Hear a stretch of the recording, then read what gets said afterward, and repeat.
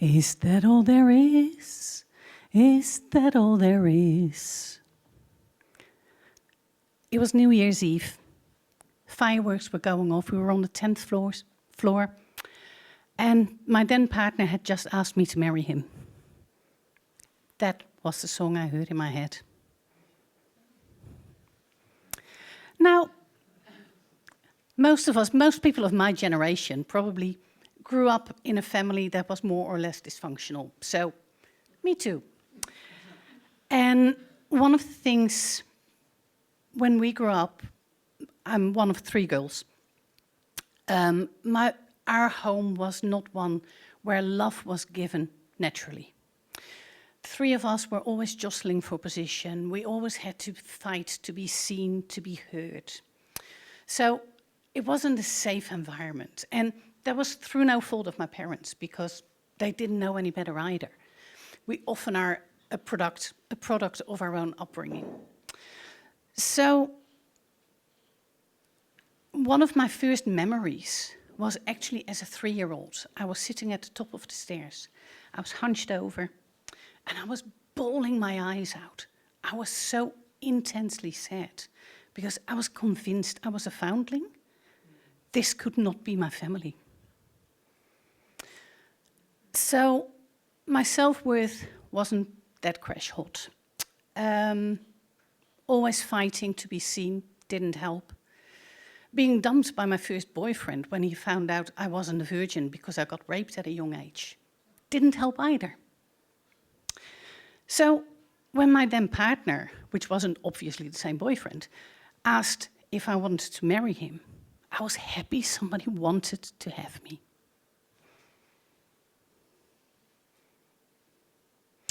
So after my divorce,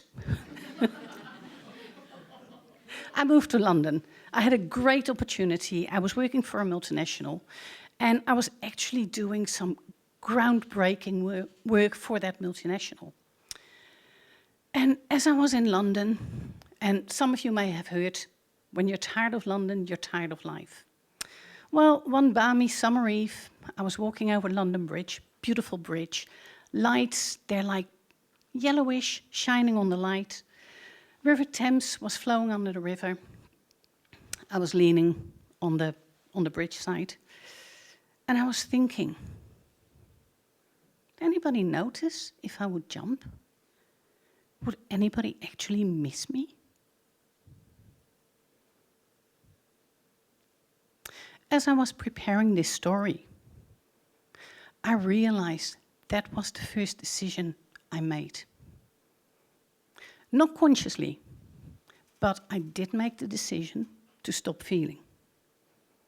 I didn't want to connect anymore, because connection was hurt. So, went back to work, and from that moment on, I was just living here. I was not connected to my body, not connected to other people.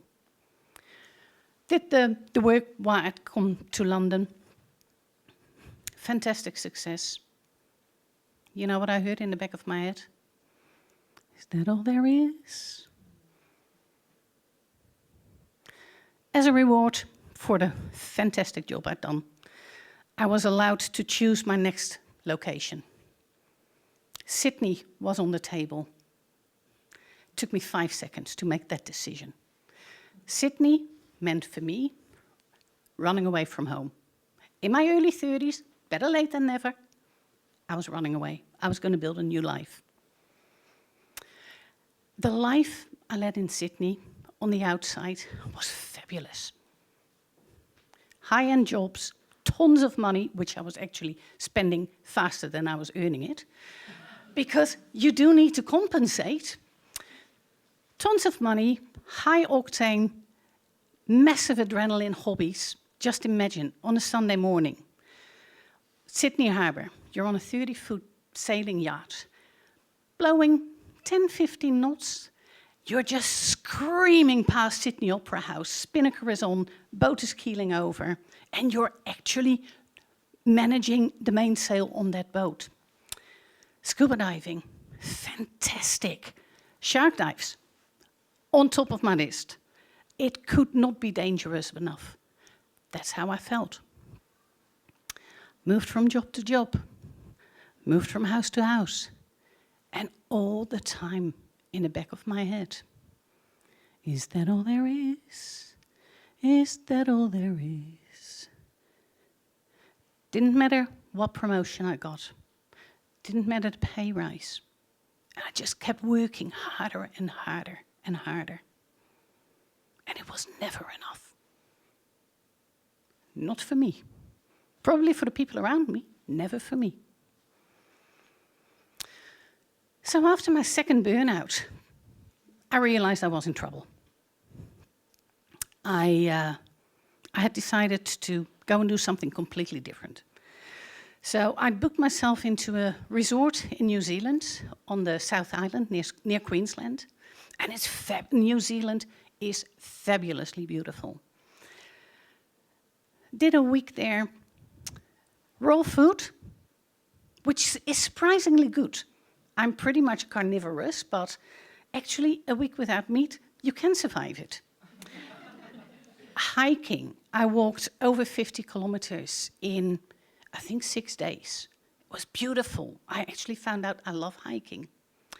There was also a lot of yoga. That wasn't my thing. To this day, if somebody asked me to do a downward dog, I swear I'm going to bite them in their ass.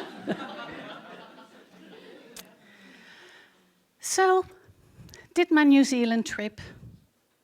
Guess what I heard in my head? Bang on. Thank you. So yes, is that all there is? And I realized it wasn't going to get any better.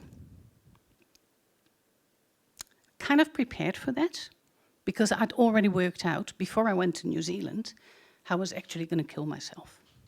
Everything was set up, including the delayed email to the local police station to come and find me, because I didn't want anybody that I knew to actually walk in.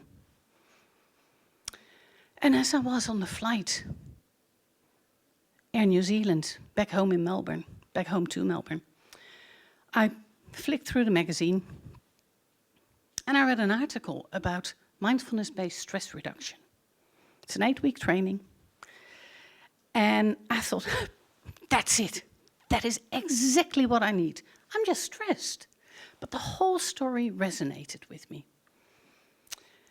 So I made a decision, before I'm actually going to execute my plan, I'm going to investigate mindfulness-based stress reduction, MBSR. So I found a training, found a teacher, and slightly different from the previous speaker, I actually believe the universe or God or whatever name you want to give it, it provides what you need. Not necessarily what you want, but what you need.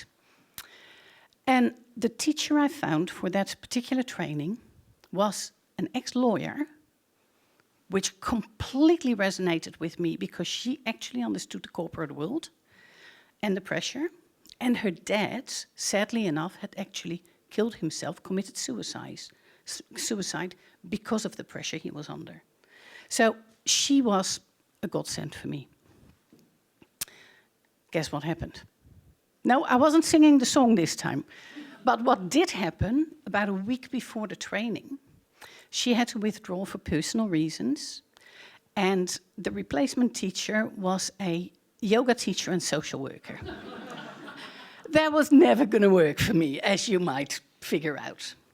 So I cancelled the training, and I actually contacted the original trainer. And I said, look, I need to do this with you. I don't care if it's one-on-one, because it is supposed to be a group program. And there is lots of learning in a group, but I was not ready for it, because I wasn't ready to expose myself to a group. Funny, look at me standing here now. I did that training with the original teacher. And one of the first exercises we had to do was a body scan. Now, a body scan, nothing metaphysical about it. You just check in with your own body. So I was lying on the floor. You start at your toes, you work all the way up, and you work out what you're feeling. And I was trying to find my toes. I was lying there on the floor, nothing. How do you feel your toes? So this went on for 5 minutes. And I'm like, what the bloody hell am I doing here? All of a sudden, there was a draft, little bit of wind underneath the door. It was Melbourne, nice weather, all the windows were open. And that little wind touched my toes. I was like, oh, that's where my toes are. And as we were moving through the body scan, I realized how detached I had become. Not only from the people around me, which was my original plan, but from me. I had no idea what I was feeling, what I was thinking, because that meant pain. Don't want to go there.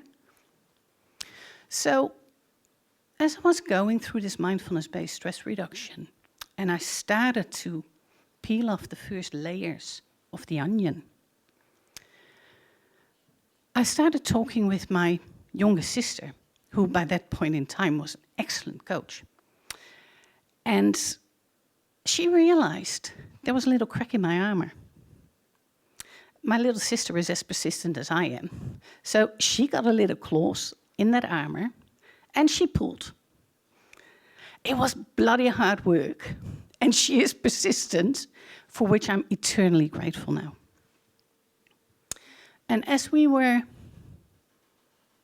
working through my pain and the layers, I realized I had to come back home. I actually had to sort out what happened in my past. I also have to say, in the meantime, I had lost my last job, and I basically had spent all my money, so there was another reason to go home. But I did. And I did get on that plane.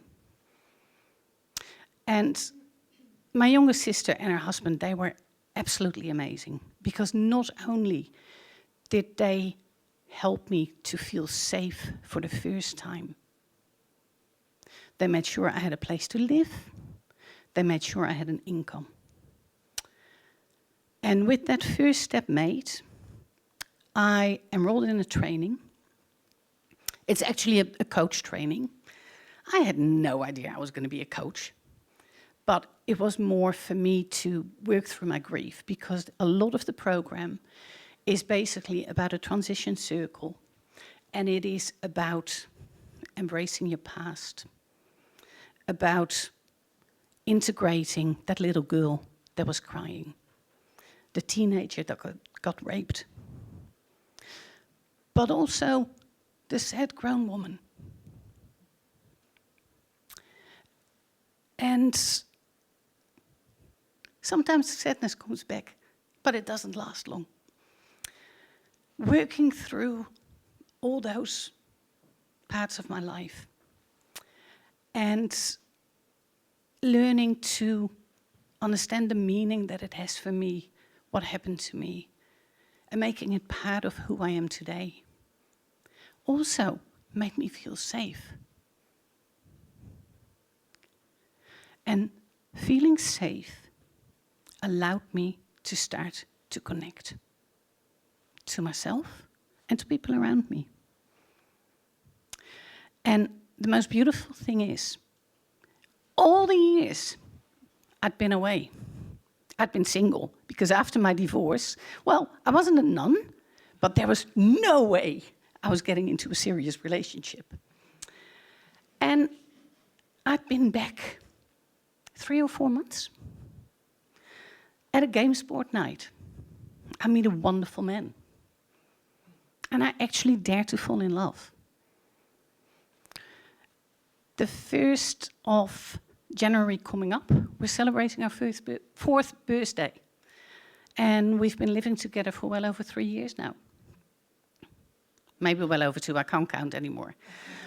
But the point is, because I was starting to feel safe, I was starting to connect. And I was starting to become happy and fulfilled. After the first training program, and after crying all the tears I hadn't cried in the half a century before that. And trust me, that was a lot of tears. I enrolled in a second coach program.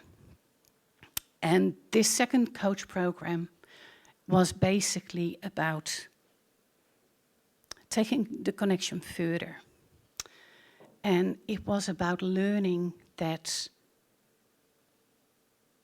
you can always choose how you show up in life. Energy is everything. And the energy which you choose to use to live your life with changes everything. Finished that coach training program, and I've never looked back. The song in my life, in my head, has changed. You know what I hear these days? And this is a hard one to sing, so please forgive me if I botch it up. But what I hear these days is, this is brave, this is bruised, this is who I'm meant to be, this is me.